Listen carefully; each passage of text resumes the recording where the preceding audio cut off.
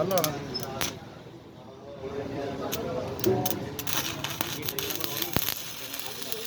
ਹਾਂਜੀ ਹੋ ਗਿਆ ਬਾਜੀ ਵਾਲਾ ਹੈ